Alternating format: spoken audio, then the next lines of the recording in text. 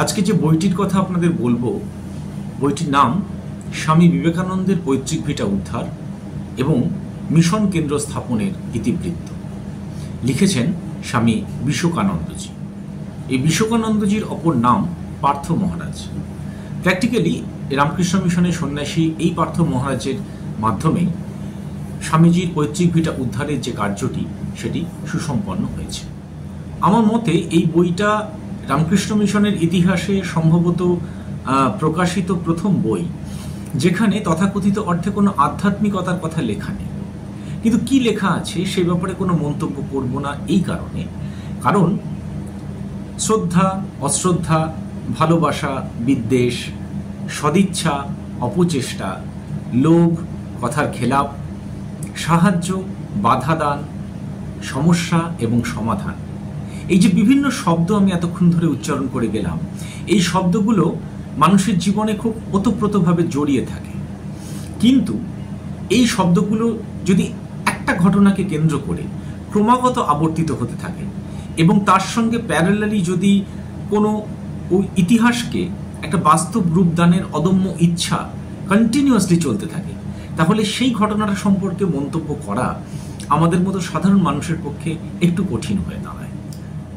শুধু এই বইটার মধ্যে যে ঘটনাগুলো আমার সবচেয়ে সারপ্রাইজিং এবং সবচেয়ে শকিং লেগেছে, অর্থাৎ যেগুলো খুব অবাক করা এবং খুব আঘাত দেওয়ার মতো, এরকম কিছু ঘটনার কথা আমি আপনাদের আজকে একটু শোনাব।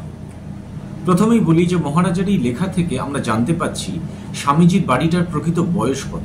মহারাজ এক জায়গায় লিখছেন, স্বামী বিবেকানন্দের বাড়িটি তার প্রপিতামহ শ্রী রামমোহন দত্ত কর্তৃক নির্মিত হয় আনুমানিক ২৫০ বছর আগে।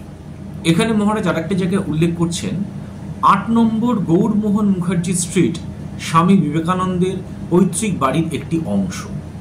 এই বাড়ির একতলার ছাদে স্বামীজির জন্ম হয়েছিল।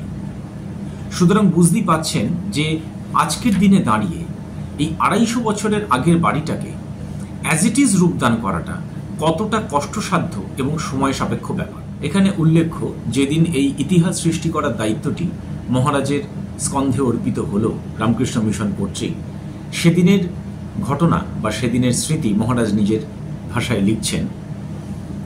এ সময় সংঘের সাধারণ সম্পাদক পূজনীয় স্বামী আত্মস্থানন্দজি বর্তমান গ্রন্থকারের ওপর এই বিশাল দায়িত্বটি অর্পণ করে বলেছিলেন, পারলে পার্থই পারবে। আমরা সকলে প্রার্থনা করি স্বামীজি ওকে হাত ধরে করিয়ে নিন। আমাদের সর্বাঙ্গীন সহায়তা সে সর্বদাই পাবে। সে কথাতে আমি ততক্ষণাৎ রাজি হয়ে যাই এবং বলি, স্বামীজি করালে নিশ্চয়ই হবে। আপনাদের আশীর্বাদ ও প্রার্থনা আমার পাথেয়। এখানে একটা কথা একটু যেটা দৃষ্টি আকর্ষণ করছে সেটা হচ্ছে আত্মস্থানজির কথাটা, পারলে পার্থই পারবে।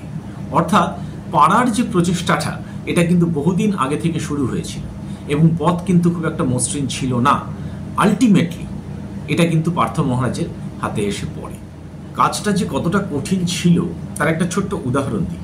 মহারাজ এক জায়গায় লিখছেন, বাড়িটি অধিগ্রহণের প্রস্তাব গ্রহণের সময় দেখা যায় সম্পূর্ণ বাড়িটি ৫৪টি পরিবার ও ২০টি ব্যবসায়ী প্রতিষ্ঠান দখল করে রয়েছে। ভাবা যায়, আমরা যদি আমাদের বাড়ি থেকে একজন ভাড়াটে তুলতে যাই তাহলে জীবন কাওয়ার হয়ে যায়, সেখানে এই এতগুলো পরিবার এবং ইনক্লুডিং ব্যবসায়ী প্রতিষ্ঠান এগুলোকে তোলাটা কতটা ডিফিকাল্ট ব্যাপার। এখানে একটা ছোট্ট কথা একটু বলে রাখা ভালো আমার মনে হয়, এটা হয়তো অনেকেই আমার সঙ্গে এগ্রি করবেন, যে এই যে ৫৪টি পরিবার ও ২০টি ব্যবসায়ী প্রতিষ্ঠান, এটা একটা সেন্টেন্সে লেখা, ব্যাপারটা শুনতে খুবই সহজ, কিন্তু এই পরিবার আর ব্যবসায়ী প্রতিষ্ঠানের মধ্যে একটা আইনগত তফাৎ আছে। আপনি যদি কোনো রেসিডেন্সিয়াল লোককে তুলতে চান তাকে যা ক্ষতিপূরণ দিতে হবে, একটা কমার্শিয়াল প্লট থেকে একটা লোককে তুলতে গেলে আপনাকে কিন্তু অনেক বেশি ক্ষতিপূরণ দিতে হবে। সুতরাং যতটুকু আমার মনে হয় যে একটা বিপুল অর্থ কিন্তু এই ক্ষতিপূরণের পিছনে গেছে। এখানে আরেকটা ঘটনা আমার মতো সাধারণ মানুষের কাছে একটু অবাক করার মতো, ঘটনাটা আপনাদের বলি। এক জায়গায় মহারাজ লিখছেন, তদানীন্তন মাননীয় মুখ্যমন্ত্রী শ্রী বিধানচন্দ্র রায় মত দেন যে স্বামীজি জন্মভিটার সংলগ্ন এলাকা জনবহুল হওয়ায় এত বেশি পরিমাণে জমি অধিগ্রহণ সম্ভব নয়।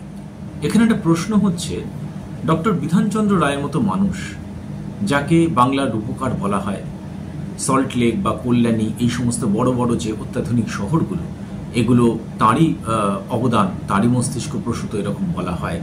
তো এরকম একজন মানুষ শুধুমাত্র একটা জনবহুল এলাকা হওয়ার কারণে একটা রিকোয়ার্ড জমি তিনি দিতে পারছেন না বা একটা প্ল্যানকে তিনি স্যাংশন করছেন না। আমার মনে হয় এটা ঠিক ব্যাপারটা এতটা সহজ নয়। আমার মনে হয় কিছু কারিগরিগত সমস্যা থাকতে পারে, কারণ মনে রাখতে হবে সময়টা সেই 50-60-এর দশক বোধ হয়, প্লাস কিছু আইনগত সমস্যাও হয়তো ছিল। ব্যাপারটাকে এতটা সিম্পলিফাই করে ডিসিশন নেওয়া হয়তো উচিত বলে মনে হয় না। তো যাই হোক, নিশ্চয়ই কোনো সমস্যা ছিল, না হয় ডক্টর রায় ব্যাপারটাকে আবার বিবেচনা করতে বলবেনই বা কেন। এবং দেখা যাচ্ছে যে এই বিধানচন্দ্র রায়ের প্রস্তাব অনুসারে রামকৃষ্ণ মিশন আবার করে তাদের রিভাইজ প্ল্যানটা জমা দিচ্ছে। এবার একটু বলি যে বইটা পড়তে পড়তে আমার একটা জায়গা খুব শকিং লাগলো, মানে আমি প্র্যাকটিক্যালি খুব আঘাতপ্রাপ্ত হলাম। সেটা হচ্ছে মহারাজ এক জায়গায় লিখছেন, এদিকে বিরোধীরা বিনয়বাবুর ওপর এই বলে চাপ সৃষ্টি করতে থাকেন যে, এখানে একটা কথা বলে রাখা ভালো, বিনয়বাবু সম্ভবত বিনয় চৌধুরী তৎকালীন মন্ত্রী, ওই 3 নম্বর বাড়িটুকু ছাড়া আর কোনো জমি রামকৃষ্ণ মিশনকে দেওয়া চলবে না। এছাড়াও তারা নানান যুক্তির অবতারণা করে প্রমাণ করবার চেষ্টা করতে থাকেন যে স্বামী বিবেকানন্দ ওই স্থানে জন্মাননি। ভাবুন, আরও আছে, তাদের মতে রামকৃষ্ণ মিশন এই বিপুলায়তন জমি নিয়ে যা খুশি তাই করবে এবং তারা সাধারণ মানুষের জন্য কখনো কিছু করে না ও করবেও না। এখানে একটা বিষয় পরিলক্ষিত হচ্ছে, সেটা হচ্ছে সোজা কথায় বলতে গেলে নিজের স্বার্থ সিদ্ধির জন্য ইতিহাসকে বিকৃত করার একটা প্রবণতা। আমার কোনো কাজ পছন্দ নাই হতে পারে, আমি তার প্রতিবাদ করতেই পারি, কিন্তু তা বলে জাতির ইতিহাসকে পাল্টে দেব বা পাল্টে দেওয়ার একটা চেষ্টা করব এবং সেই মিথ্যাটাকে মানে জনমানুষের প্রচার করবার চেষ্টা করব, এটা কিন্তু একটা মারাত্মক অপরাধ। এবং যখন এটা হয় তখন সেটা শুধুমাত্র একটা স্থানীয় অপরাধ হিসেবে আবদ্ধ থাকে না, এটা কিন্তু একটা জাতীয় অপরাধে পরিণত হয়। ভাবুন তাদের দাবিটা যে স্বামীজি নাকি ওখানে জন্মাননি। আমি জানি না এরকম মানে আমার মতে এটা একটা অপরাধ। আমি জানি না এরকম অপরাধের বিরুদ্ধে কোনো আইনগত ব্যবস্থার কথা আমাদের সংবিধানে লেখা আছে কিনা, কিন্তু থাকা উচিত। বইটা পড়তে পড়তে আমার আরেকটা জায়গায় এসে খুব খারাপ লেগেছে, সেটা হচ্ছে মহারাজ লিখছেন এক জায়গায় যে দ্বিতীয় বিজ্ঞপ্তির কথা শুনে বিনয় চৌধুরী বললেন, আপনারা যে স্বামীজির বাড়ি অধিগ্রহণ করে সংরক্ষণ করতে চাইছেন এবং তৎসংলগ্ন জমিতে সাংস্কৃতিক কেন্দ্র গড়ে তুলতে চাইছেন, এই কার্যে স্থানীয় লোকজনের কেউই আপনাদের সমর্থন করছে না। আমি যখন স্বামীজির বাড়ি ভিজিট করি তখন যত লোক সমাগম হয়েছিল তারা প্রত্যেকেই এই অধিগ্রহণের বিরুদ্ধাচরণ করেছিলেন। আমি একটি লোককেও খুঁজে পাইনি যে আপনাদের এই কাজটি সমর্থন করছে। আরেকটি জায়গায় আসি, বিনয়বাবু বলছেন, আমি তো দিতেই চাই কিন্তু স্থানীয় লোকরা এই কাজে প্রচণ্ড বাধা দিচ্ছে। মানে স্বামীজির বাড়ি সংক্রান্ত জমির কথা বলা হচ্ছে।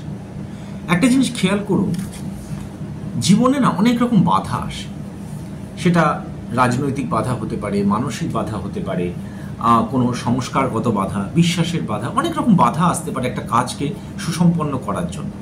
কিন্তু যদি সেই বাধাটা সাধারণ মানুষের তরফ থেকে আসে না, তো সেই কাজটা সম্পন্ন করাটা আরও 10 গুণ বেশি কঠিন হয়ে দাঁড়ায়। এবং এটা আমাদের কাছে খুব দুর্ভাগ্যজনক যে স্বামীজির বাড়ি তৈরির জন্য বাধাটা আসছে স্বামীজিরই শহরের এই লোকজনদের থেকে। আর একটা ঘটনা, সেটা শুধু আঘাত দেওয়ার মতো নয়, ব্যাপারটা রীতিমতো মারাত্মক ঘটনা। আমি একটু পড়ে শোনাই ঘটনাটা। মহারাজ এক জায়গায় লিখছেন, সিমলা স্ট্রিটে পৌঁছে দেখলাম সিমলা স্ট্রিট ও গৌরমোহন মুখার্জি স্ট্রিটে প্রায় 350-400 লোক রাস্তা জুড়ে দাঁড়িয়ে। ভিড়ের মধ্যেই কিছু লোক আমাদের এক শুভানুধ্যায়ী কানাই শিলকে ঘিরে ধরে ধাক্কাধাক্কি করছে। আমি গাড়ি থেকে নেমেই প্রথমে ওই লোকগুলিকে বললাম, যা কিছু বলার আমাকে বলুন, কানাই বাবুকে ছেড়ে দিই। আরেক জায়গায় মহারাজ লিখছেন, গাড়ি থেকে নামার সঙ্গে সঙ্গে উত্তেজিত জনতা আমায় ঘিরে ধরে। তাদের মধ্যে বেশ কিছু লোক তখন ব্যঙ্গ বিদ্রুপ অকথ্য গালিগালাজও করছিল। কয়েকজন নেতৃস্থানীয় ব্যক্তির সঙ্গে আমার বচসা শুরু হয়। আবার বেশ কিছু লোক নানা দাবি নিয়ে চাপ সৃষ্টি করতে থাকে।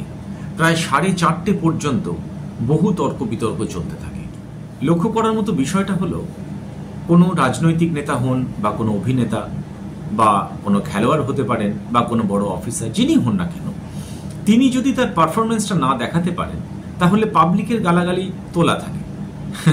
কিন্তু এক্ষেত্রে ব্যতিক্রমটা হচ্ছে যে কোনো সাধু বা সন্ন্যাসী তিনি গালিগালাজ শুনছেন পারফর্ম করবার জন্য।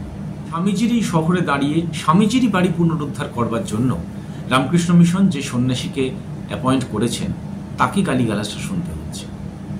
এটা এক কথায় বলা যায় যে আমাদের একটা জাতিগত লজ্জা।